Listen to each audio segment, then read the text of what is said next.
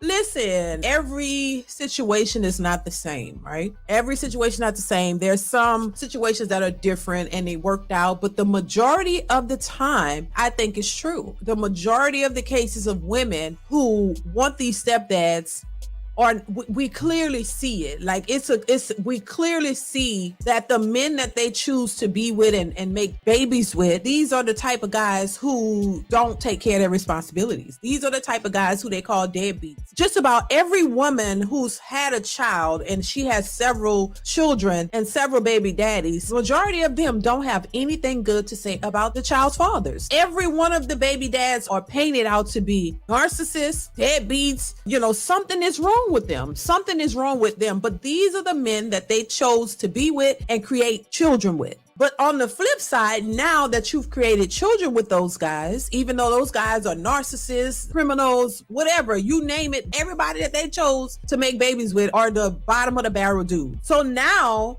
that you've had your babies and now you want a man to come in and play stepdaddy, clearly this is not the what they're asking for now is clearly the opposite of what they decided to be with and what they chose. Clearly it's the opposite. This is why they're looking for somebody who's going to level up and become stepdaddy and take care of children that even the fathers of those kids don't even want to take care of.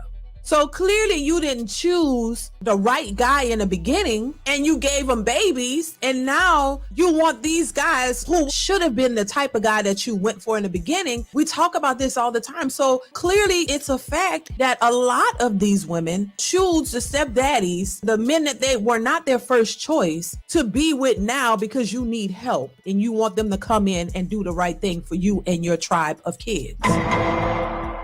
So hell yeah, it's the truth. And this is the problem that a lot of these particular men are not complaining about, but bringing awareness to, is the fact that, hey, you didn't want the good guy from the beginning. Oh, he was corny. We say this all the time. Or he was lame. Or he don't have no swag. He's not my type. Right. He's not your type when you out here busting it open in your 20s and having a so-called good time and you running the streets. Those type of guys are not your type, right? But when you 2, 3, 4 kids later, 3, 4 baby daddies later, now somehow he's your type. And now you want all these requirements for a man because you need the help and your children need the guidance. You need this man to come in and make your life right, even though you're not in a mental capacity to be with a man of that stature. You know that you're not ready for that type of man, but you don't care to be. You just want him to come in, take on all of your responsibilities, make it right, give you the world, and you're not going to give him anything that he would need from a woman. It's like penalizing the guys who prioritize the right things, the guys who were on the straight and narrow, the ones who were focus on, what they need to do with their lives and their futures. And I'm not saying that everybody has it all 100% put together. Everybody has it all right. No, we all working on things, but your focus is in the right direction. I'll say that. Because when you're young, everybody make mistakes. Nobody is sitting up here perfect and has it all put together, all together when you're young. No, but at least you have a foundation.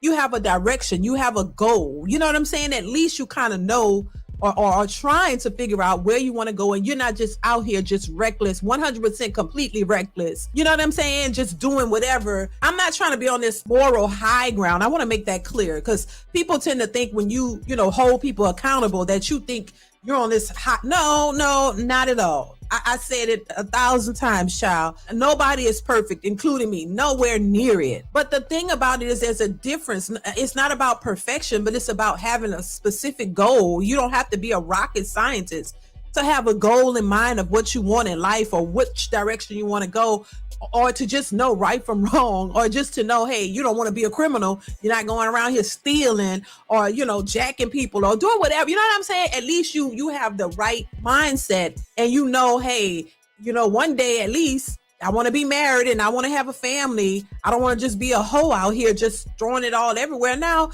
there are people who have hoish tendencies, and men and women who when they were younger, they kind of put themselves out there a bit, but they had a limit. You know what I mean? Because there are some people who don't have a limit whatsoever. No type of direction whatsoever. No, nothing. You just out here spreading it open, busting it wide, whatever you want to, knocking them down left and right, whatever. You just out here, just no kind of structure, no goals in life, no nothing. You just doing whatever and you get whatever. So this is how a lot of these people tend to live their lives. They have no specific goals. For the women, they didn't have mothers who taught them that marriage was important, that, being a lady is important, and how and have respect, the basic things. That's the basic things, to have respect for yourself. Everybody knew that the fast girl was not what you wanted, that you shouldn't be out here being the fast girl. You need to have respect for yourself, have some type of class, even though some of them respectful, classy girls still was getting it in secret.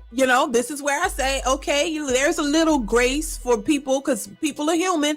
Still, them Catholic school girls with them skirts up high was still respectful, and they knew they couldn't go get, fool around and get pregnant, because that was going to be a wrap for them. They knew not to do that, but a lot of them were still getting it in secret. But they understood what the real goal was, that they couldn't just go out here and just get pregnant with Pookie, Ray Ray, Johnny, and Gil. They had to make sure that they didn't do that. It doesn't mean that they weren't out here, playing around, because they were, a lot of them were. But they understood what the major goal was, that, hey, one day you want to be married. One day you want to have a family. So you got to be very particular about how you move and how you present yourself. So it's not about everybody is just so perfect. Oh my God, you don't make no mistakes. No, that's not it. We're human beings. We all have made mistakes. We've all made poor choices in some capacity. So there is grace for that. But what I'm saying is, if you don't have the proper teachings or the foundations or mentors or whatever to tell you, hey, this is what you need to be doing, you need to do this and not that or whatever, then you just out here reckless. And this is what we find. And there are a lot of reckless men and a lot of reckless women. But the focus over here is women, because I think women have not been told this.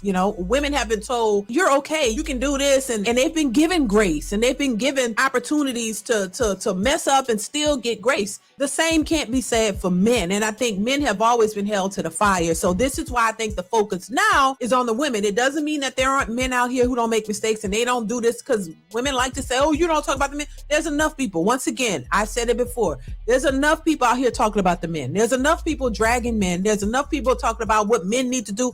Men got it. They know what they need to do, but now we need to focus on what the women need to do, because the same bashing or whatever you want to call it has not been really evenly distributed to women. So this is why I focus on women, because I think women can do a lot better. Now, I don't know what the future holds, child. It's looking very bad out here, but I'm gonna keep hope alive and hope that maybe somebody is listening and somebody will get it and just take a little tidbit from it and try something different. That's all. And see if you get a better outcome. That's it. So many of our women are just lost and they don't see it, and they keep perpetuating the same cycle, thinking that they're going to get something different, and it's not happening. So now they don't know what to do. And so I think this is why it's hurting our communities. I think this is why a lot of what's going on, what we see is the way it is. It's not just the men, but the women have to be accountable too.